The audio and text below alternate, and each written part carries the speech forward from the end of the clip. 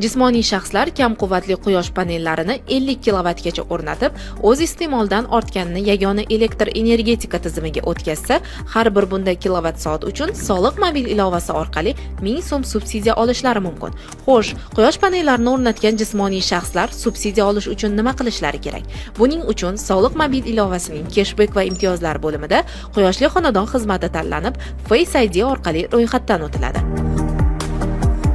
So'ngra xizmatdan foydalanish tugmasi bosiladi. Ochilgan oyna qatoridan xonadon kadastr raqami tanlanganda hududdagi elektr tarmoqlari korxonasi avtomatik paydo bo'ladi. Shundan so'ng iste'molchi hisob raqami kiritiladi hamda ariza yuborish tugmasi bosiladi. Ariza qabul qilingandan so'ng foydalanuvchilar qabul qilingan va uzatilgan elektr energiyasi o'rtasidagi farq, subsidiya uchun ro'yxatdan o'tgan xonadonlari, tushumlar tarixi, oylar kesimida subsidiya ma'lumotlari bilan tanishishi mumkin.